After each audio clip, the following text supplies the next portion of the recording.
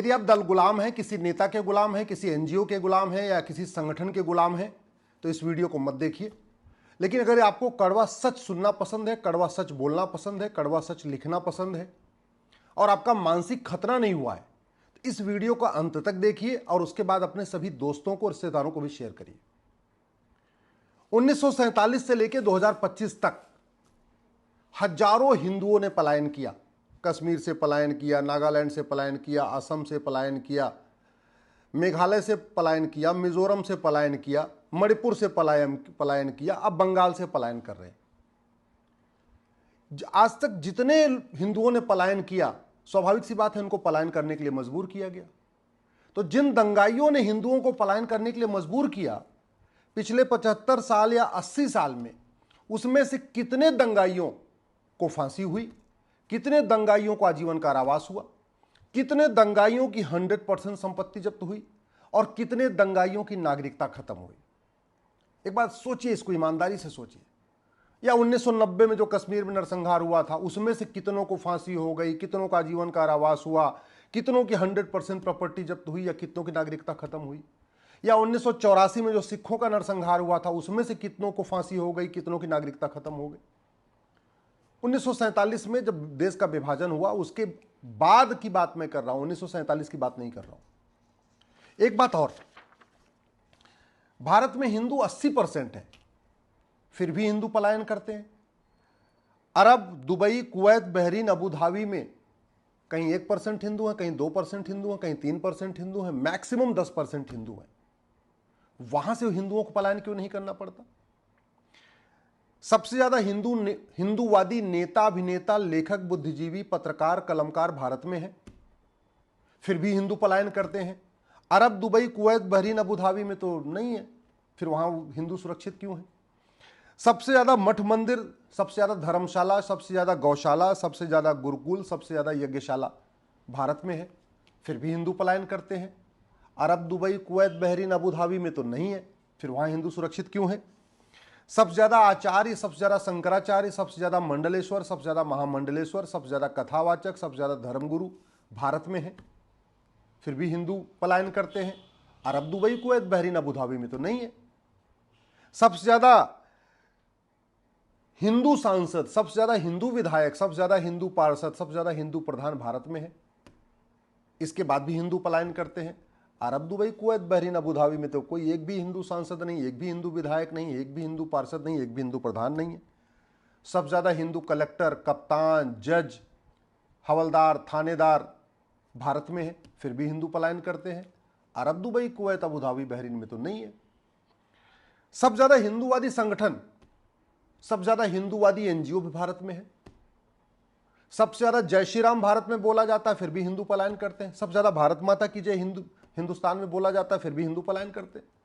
अरब, Dubai, Kuwait, Bahrain, Abu Dhabi में तो नहीं बोला जाता, फिर भी वहां हिंदू सुरक्षित क्यों है? कभी आप इस पर सोचना। जानते हैं अंतर क्या है? क्योंकि भारत में राम की पूजा होती है और वहां राम नीति लागू है, और राम नीति का मतलब है भय बिन होय न प्रीत। हम भगवान कृष्ण की पूजा करते हैं, भगवान कृष्ण की कथा करते हैं, भागवत कथावाचक हैं, राम कथावाचक हैं, हमारे मठ हमारे पास मठ मंदिर है, लेकिन यहाँ कृष्ण नीति लागू नहीं है। और Arab, Dubai, Kuwait, Bahrain, Abu Dhabi में कृष्ण नीति लागू है। कृष्ण नीति है सठे साठ्यम समाचरित।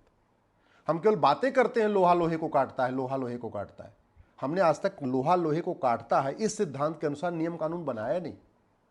वहां अबू धाबी, बहरीन, कुवैत में लोहा लोहे को काटता, इस सिद्धांत को उन्होंने बाकायदा अपनाया है, इसलिए वहां हिंदू सुरक्षित है।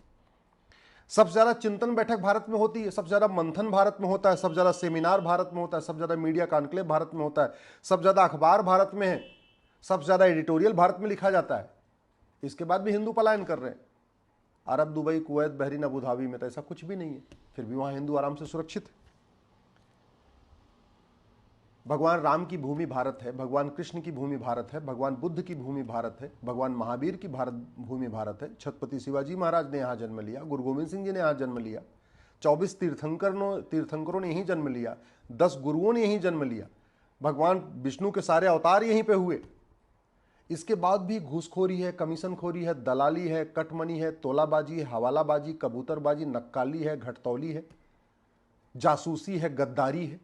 माओवाद है, नक्सलवाद है, जिहाद है, मजहबी उन्माद है, पत्थरबाजी है, धर्मांतरण है, लफ्जिहाद है, घुसपैठ है, जनसंख्या विस्फोट है, बम विस्फोट है, सड़क के किनारे रेलवे के किनारे जो है पत्थर रख दिए जाते हैं। सबसे ज़्यादा अवैध झुग्गियाँ भारत में बन रही हैं। अब Arab, Dubai, Kuwait, Abu Dhabi, Bahrain में तो किसी देवी देवता ने जन्म नहीं लिया, इसके बाद भी वहाँ शांति है, समृद्धि है, खुशहाली है, न लव जिहाद है, न लैंड जिहाद है, न धर्मांतरण है, न घुसपैठ है, न जनसंख्या विस्फोट है। एक भी बांग्लादेशी की मजाल नहीं वहाँ चला जाए। इसलिए दूसरों को दोष देने से पहले एक बार चिंतन करिए, एक बार समीक्षा करिए कि भारत में सब कुछ है फिर भी सारी समस्याएं हैं। उसका रूट काज क्या है? रूट काज ये है, हमने अपनी व्यवस्था को नहीं बदला। यहाँ पे तू मैं होता है, आरोप प्रत्यारोप होता है, नूरा कुश्ती होती है, बतौलेबाजी होती है, बड़े बड़े लफाजी होती है, बड़े बड़े भाषण होते हैं। शाम को टीवी में देखिए ना, क्या क्या लच्छेदार बातें होती रहती है। और चूंकि नियम कानून नहीं बदले गए, इलेक्शन सिस्टम नहीं बदला गया, पुलिस सिस्टम नहीं बदला गया, जुडिशल सिस्टम नहीं बदला गया, टैक्स सिस्टम नहीं बदला गया, एडमिनिस्ट्रेटिव सिस्टम नहीं बदला गया, राम नीति भय बिन होए न प्रीत लागू नहीं की गई, कृष्ण नीति सठे साठ्यम समाचरित लागू नहीं किया गया, लोहा लोहे को काटता है उस सिद्धांत पे नियम कानून नहीं बनाए गए, इसलिए यहाँ पे अराजकता है और हिंदू पलायन कर रहे हैं। उसका एक बड़ा उदाहरण बताता हूँ। 1860 में इंडियन पिनल कोड बना था, अंग्रेजों ने बनाया था, मैकाले ने बनाया था। 150 साल के बाद बदला गया। ये जो BNS आया 150 साल के बाद आया, लेकिन वो कहते नहीं, नई बोतल में पुरानी शराब। धाराएं बदल दी गई, सेक्शन इधर से उधर हो गए, कंटेंट नहीं बदला गया। कंटेंट केवल इतना बदला गया है कि जो पेनाल्टी थी उसमें 0 बढ़ाया गया। जहां 100 रुपए पेनाल्टी थी उसको 1000 कर दिया, जहां 500 रुपए पेनाल्टी थी उसमें एक 0 बढ़ा के 5000 कर दिया, जहां 1000 रुपए पेनाल्टी थी उसमें एक 0 बढ़ा के 10,000 कर दिया। 2-4 चीजें बढ़ाई गई हैं। ऑर्गेनाइज क्राइम इसमें डिक्लेयर कर दिया गया, कुछ चीजें और बढ़ाई गई, लेकिन आज भी ये कानून वर्ल्ड लेवल का नहीं है, विश्व स्तर का कानून नहीं है। आज भी ये भारतीय न्याय संहिता अमेरिका के फेडरल पिनल कोड के टक्कर की नहीं है। मैं पहले भी कह चुका हूं, नई बोतल में पुरानी शराब डालने से कुछ नहीं होगा। कानून बनाने की कोई लागत नहीं आती, और कानून बनाने से, कानून बदलने से शांति आती है, समृद्धि आती है। कितनी भी बड़ी अच्छी अच्छी बातें कर लीजिए, कितने भी भाषण दीजिए, कितने भी सेमिनार कर लीजिए, कितने भी चिंतन बैठक कर लीजिए, कितना भी मंथन कर लीजिए, कितने भी कॉन्क्लेव कर लीजिए, कितना भी नैरेटिव वार गढ़ने की कोशिश कर लीजिए, कुछ नहीं होगा जब तक नियम कानून नहीं बदलेगा। और मैं पूरी गारंटी के साथ कहता हूं, इस अमेरिका के फेडरल पिनल कोड को कॉपी पेस्ट मार के भारत में लागू कर दीजिए। इस अमेरिका, कोई दिमाग नहीं लगाना, बस मेरे कॉपी पेस्ट मारिए। इस भारत की जो भारतीय दंड संहिता है, इसकी बजाय आप ये जो भारतीय न्याय संहिता है, इसकी बजाय आप अमेरिका का फेडरल पिनल कोड को कॉपी पेस्ट मार के लागू कर दीजिए। देखिए आपको चमत्कार दिखाई पड़ेगा, क्योंकि कानून बदल गया। अंग्रेजों वाला IPC गया, नया भारतीय न्याय संहिता आया, कानून का खौफ नहीं पैदा हुआ। इसमें खौफनाक कोई चीज है ही नहीं, खौफ पैदा करने वाली कोई चीज इसमें है ही नहीं है। इसीलिए यहां पलायन हो रहा है, इसीलिए यहां पे कानून नया आ गया, कोई फर्क नहीं पड़ा, नई बोतल में पुरानी शराब जैसा हो चुका है।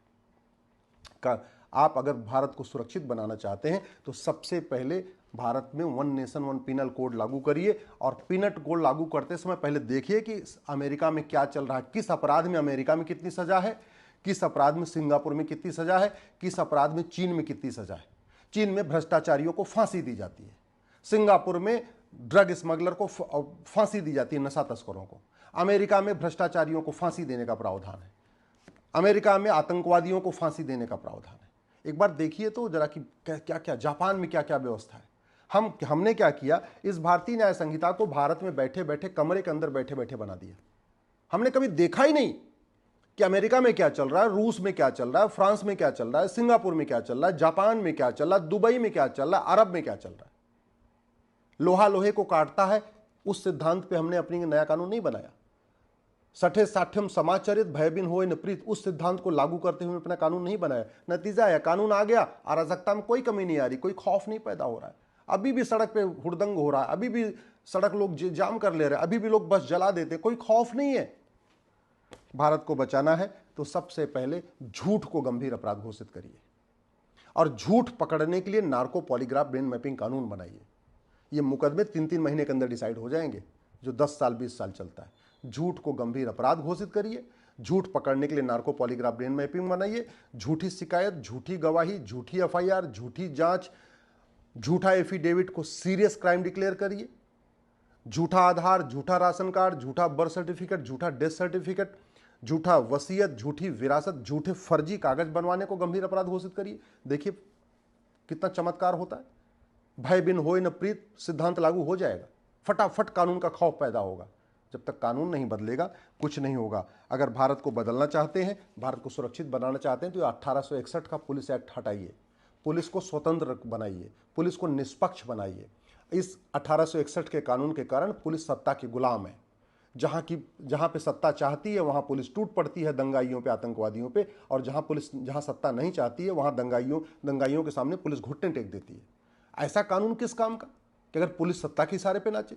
अरे पुलिस को वेतन भत्ता, गाड़ी बंगला भारत को सुरक्षित बनाने के लिए मिलता है, आतंकवाद, अलगाववाद, जिहाद, मजहबी उन्माद को रोकने के लिए मिलता है, दंगा रोकने के लिए मिलता है। और पुलिस अगर सत्ता की गुलाम बनी हुई तो फिर पुलिस के पूरे इतना खर्च हो रहा है, पुलिस के ऊपर फायदा क्या क्या है? किस बात का कानून का राज? फिर तो नेताओं का राज चल रहा है, फिर तो सब पॉलिटिकल पार्टियों का राज चल रहा है। ये सबसे बड़ा झूठ है कि भारत में कानून का राज। भारत में आज भी चूंकि कानून घटिया है इसलिए पॉलिटिकल पार्टियों का राज चल रहा है, नेताओं का राज चल रहा है, मुख्यमंत्री का राज चल रहा है, गृह मंत्री का राज चलता है, कानून का राज नहीं चलता। जहां कानून का राज होता है वहां कोई मुख्यमंत्री हो, कोई गृह मंत्री हो, कोई मिनिस्टर हो, कोई सांसद, कोई विधायक, कोई फर्क नहीं पड़ता। पुलिस अपना काम स्वतंत्र निष्पक्ष करती रहती है। तो हमें एक पुलिस चार्टर लागू करना पड़ेगा। 1 घंटे के अंदर एफआईआर हो, 1 महीने के अंदर जांच पूरी हो। लेकिन 1 महीने के अंदर जांच तब पूरी होगी जब झूठ गंभीर अपराध होगा, कोई झूठी गवाही न दे पाए। जब 1 महीने के अंदर जांच तब पूरी होगी जब नार्को पॉलीग्राफ ब्रेन मैपिंग कानून होगा। अगर आप भारत को सुरक्षित बनाना चाहते हैं तो सबसे पहले एक एडमिनिस्ट्रेटिव रिफॉर्म करिए, एक एडमिनिस्ट्रेटिव चार्टर लागू करिए। जितने भी, चाहे वो कलेक्टर हैं, चाहे कप्तान हैं, चाहे डिप्टी एसपी हैं, चाहे एसपी हैं, चाहे कमिश्नर, सबकी रोल्स रिस्पॉन्सिबिलिटी डिसाइड हो। सबको कौन सा काम कितने दिन में करना है इसका बाकायदा एक लेखा जोखा होना चाहिए। अगर भारत को सुरक्षित बनाना है तो एक सिटीजन चार्टर लागू करिए और झूठी शिकायत, झूठी जांच, झूठी गवाही को जघन्य अपराध घोषित करते हुए उसमें नागरिकता खत्म करने का प्रावधान करिए। झूठे कागज बनवाने को जघन्य अपराध घोषित करिए। चीटिंग, फ्रॉड, फोर्जरी और परजरी को जघन्य अपराध घोषित करिए। तब जाके फास्ट जस्टिस सिस्टम होगा, जस्टिस विद इन ईयर होगा, 1-1 साल के अंदर मुकदमों का फैसला होगा, फटाफट सजा मिलना शुरू होगी, फिर कानून का खौफ पैदा होगा। ये जो बंगाल में हिंदू पलायन इसलिए कर रहे हैं कि 1947 से लेकर आज तक पलायन ही करते रहे हिंदू, लेकिन पलायन करने वालों को कुछ हुआ नहीं। हाँ, यही पलायन बंगाल में पलायन कर रहे हैं। अभी यही पलायन जो पलायन करवा रहे हैं ना, उसमें से अगर किसी को हिंदू पलट के मार दे तो वो हिंदू भी जेल जाएगा। तो फायदा क्या इस कानून का कि दंगाई और सामान्य व्यक्ति दोनों अपराधी हो जाए? ऐसा कानून हमें चाहिए क्या? सेल्फ डिफेंस में आदमी कुछ कदम उठाए तो वो भी अपराधी हो जाएगा।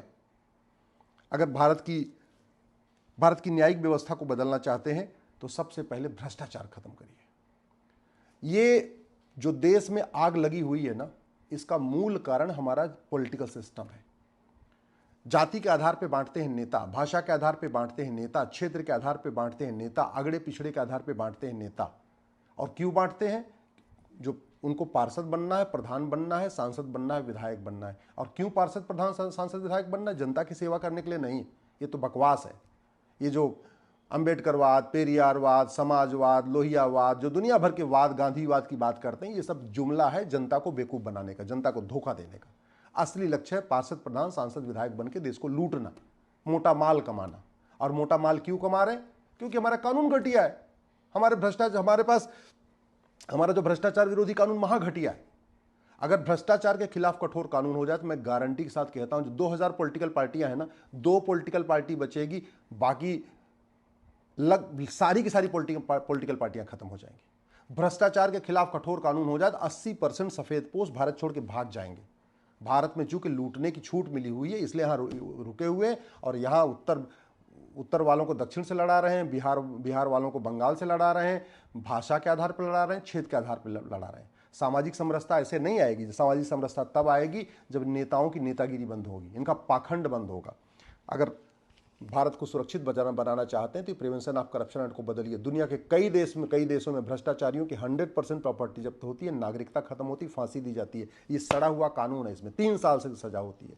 1,76,000 करोड़ का 2G घोटाला हुआ, 1,86,000 करोड़ का कोयला घोटाला हुआ, 70,000 करोड़ का कॉमनवेल्थ घोटाला हुआ। आज तक किसी को 10 साल की भी सजा नहीं हुई। किसी की प्रॉपर्टी जब्त नहीं हुई, किसी की नागरिकता खत्म नहीं। ऐसा सड़ा हुआ कानून, इस सड़े हुए कानून से भारत में कभी अराजकता बंद होगी क्या? मतलब ही नहीं बंद होने की। अगर भारत को सुरक्षित बनाना चाहते हैं तो ये सड़ा हुआ नेशनल सिक्योरिटी एक्ट है, इसमें राष्ट्र की सुरक्षा के लिए क्या क्या खतरा है उसको जरा लिखिए। इसमें लिखिए कि घूस भ्रष्टाचार राष्ट्र की सुरक्षा के लिए खतरा है, अलगाववाद कट्टरवाद जिहाद राष्ट्र की सुरक्षा के लिए खतरा है, धर्मांतरण घुसपैठ राष्ट्र की सुरक्षा के लिए खतरा है। फिर पुलिस एनएसए लगाना शुरू करेगी, फिर कानून का खौफ पैदा होगा। ये है ना हमारे पास अनलॉफुल एक्टिविटी एज लब जिहाद, लैंड जिहाद, धर्मांतरण घुसपैठ जनसंघ और अराजकता को हमने आज तक अनलॉफुल एक्टिविटी डिक्लेयर नहीं किया। अनलॉफुल कानून बना दिया अनलॉफुल एक्टिविटी एक्ट, लेकिन अनलॉफुल एक्टिविटी क्या क्या है इसमें उन्होंने लिखा ही नहीं है। तो जहां मन करता है सत्ता उसके ऊपर यूएपीए लग जाता है, जहां हम सत्ता नहीं चाहती वहां यूएपीए नहीं लगता। निर्दोषों के ऊपर एनएसए यूपीए लग जाता है और दोषियों के ऊपर एनएसए यूपीए नहीं लगता। भारत में अराजकता फैलाने की फंडिंग जो हो रही है हवाला के जरिए हो रही है। अभी जो चाहे वो कश्मीर में हुआ था, चाहे वो पंजाब में हुआ, और चाहे इस समय बंगाल में हो रहा है, मुर्शिदाबाद में अभी रिपोर्ट आई है कि जो बाहर से पैसा आया हवाला के जरिए अब हिंदुओं को पलायन करवाने के लिए। क्यों आ रहा है हवालाबाजी? कोई पूरी दुनिया की प्रॉब्लम तो नहीं है, ये भारत में हवाला क्यों चल रहा है? ये कानून सड़ा हुआ है। और वैसे भी हवाला का सीधा सीधा संबंध नोट से होता है। जितनी बड़ी नोट होती है उतना ज़्यादा हवाला होता है। बंद कर दीजिए 100 रुपए से बड़ी नोट। क्यों चाहिए 100 रुपए से बड़ी नोट? 80% लोग पर डे 100 रुपए से कम खर्च करते हैं, उनको 100 रुपए से बड़ी नोट चाहिए नहीं। और जो 20% लोग भारत में पर डे 100 रुपए से ज़्यादा खर्च करते हैं उनके पास एटीएम, पेटीएम, भीम, UPI, debit card, credit card सब कुछ तो है। तो क्यों चाहिए 100 रुपए से बड़ी नोट? बंद करिए 100 रुपए से बड़ी नोट और इस हवाला वाले कानून को इसमें कठोर, इसमें दंड का भय करिए। देखिए हवाला बंद हो जाएगा, हवाला बंद हो जाएगी, शांति आएगी। ये एफसीआरए ये बना था भारत में अलगाववादियों को फंडिंग कराने के लिए, जिहादियों को फंडिंग कराने के लिए, नक्सलियों को फंडिंग कराने के लिए, माओवादियों को फंडिंग कराने के लिए। इसमें संशोधन से काम नहीं चलेगा। सरकार ने किया है संशोधन, लेकिन कोई फर्क नहीं पड़ेगा। इसको खत्म करना पड़ेगा। बंद करिए 2-4 साल के लिए विदेशी फंडिंग। क्यों चाहिए विदेशी फंडिंग? भारत में रहते हैं तो भारत से फंडिंग, जो अच्छा काम करेगा उसको भारत के लोग फंडिंग कर देंगे। क्यों चाहिए विदेश से फंडिंग भैया? विदेश से फंडिंग आएगी तो जो यहाँ पर जिसको फंडिंग होगी वो विदेशी देशों के इशारे पे ही काम करेगा, फिर भारत के लिए काम नहीं करेगा। बंद, खत्म कर दीजिए। नहीं चाहिए मैं विदेशी फंडिंग। भारत में जो अराजकता फैलती है वो भारत के अंदर जो काला धन जनरेट हो रहा है उससे हो रहा है। रत्ती भर काला धन कम नहीं हुआ, न रत्ती भर हवाला कम हुआ है, न रत्ती भर भ्रष्टाचार कम हुआ है, और न रत्ती भर काला धन कम हुआ है। सारे काले कारोबार आज भी चल रहे हैं। क्यों? क्योंकि हमने कैश लेन देन को बंद ही नहीं किया। सारे काले कारोबार कैश में होते हैं। घूसखोरी, कमीशनखोरी कैश में होती है, मिलावटखोरी कैश में होती है, कालाबाजारी कैश में होती है, नशा तस्करी कैश में होती है, मानव तस्करी कैश में होती है, हथियारों का कारोबार कैश में होता है, माओवादियों नक्सलियों की फंडिंग कैश में होती है, जिहादियों की फंडिंग कैश में होती है।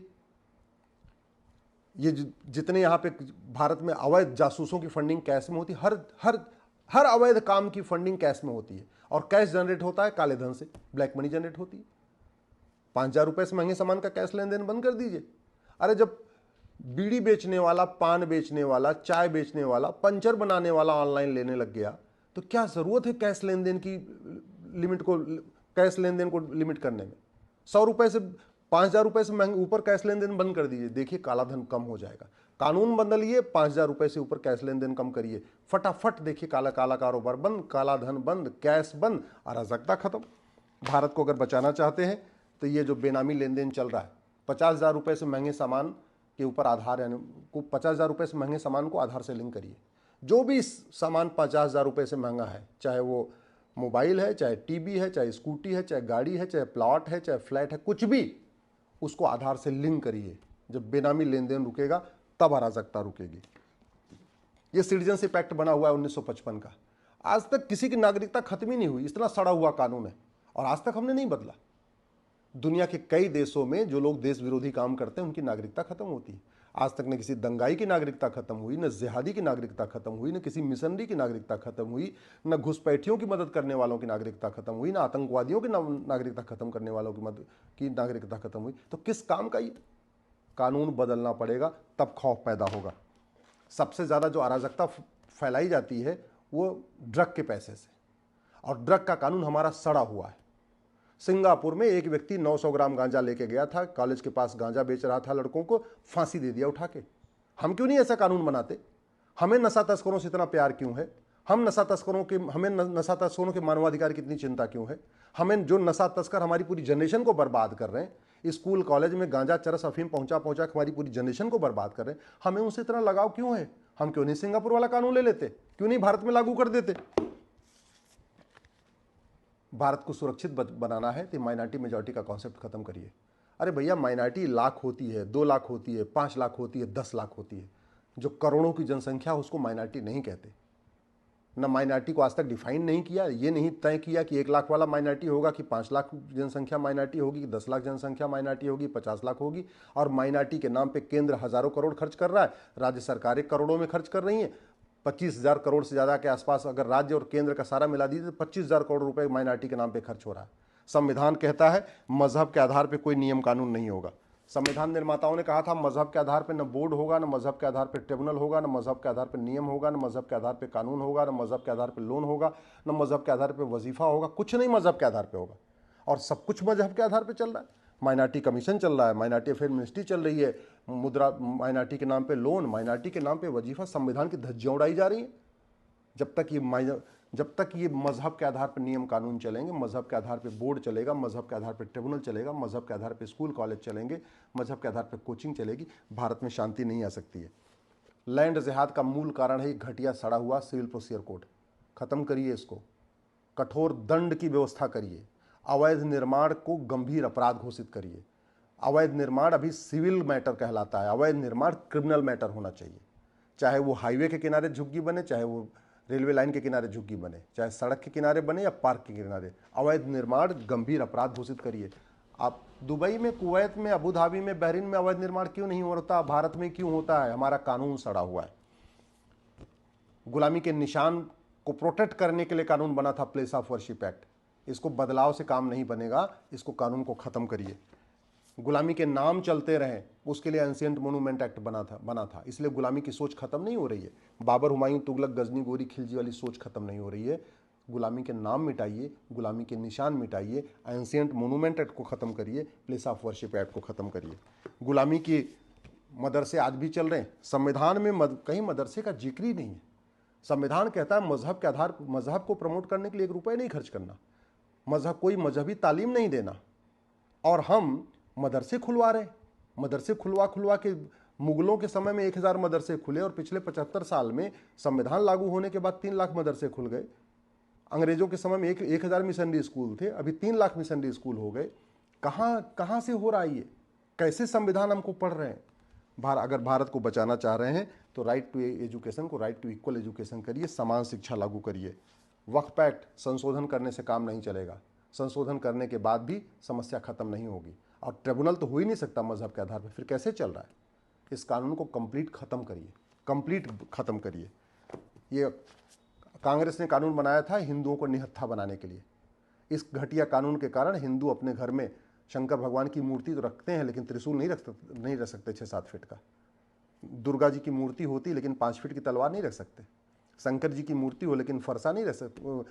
गणेश जी की मूर्ति रखते हैं लेकिन फरसा नहीं रख सकते। इस कानून को बदलिए, हिंदुओं को भी कम से कम जो देवी देवताओं के मुख्य शस्त्र हैं उनको रखने की इजाज़त दीजिए। भारत को बचाना है तो मजहब के आधार पर जो दुनिया भर के कानून चल रहे हैं ना, 30 कानूनों का मकड़ जाल चल रहा है, इसको ख़त्म करिए। एक समान नागरिक संहिता लागू करिए, और जो सबसे ज़रूरी है, ये घटिया रिप्रेजेंटेशन ऑफ पीपल एक्ट। इस घटिया कानून के कारण गुंडे, बदमाश, अलगाववादी, आतंकवादी, माओवादी, नक्सली, जिहादी, जासूस, गद्दार, घूसखोर, कमीशनखोर, जमाखोर, मिलावटखोर, कालाबाजारी करने वाले, नशा तस्करी करने वाले, मानव तस्करी करने वाले, सोना तस्करी करने वाले, वेश्यावृत्ति करवाने वाले पार्षद बन रहे हैं, प्रधान बन रहे हैं, सांसद बन रहे हैं, विधायक बन रहे हैं। इस कानून को बदलिए।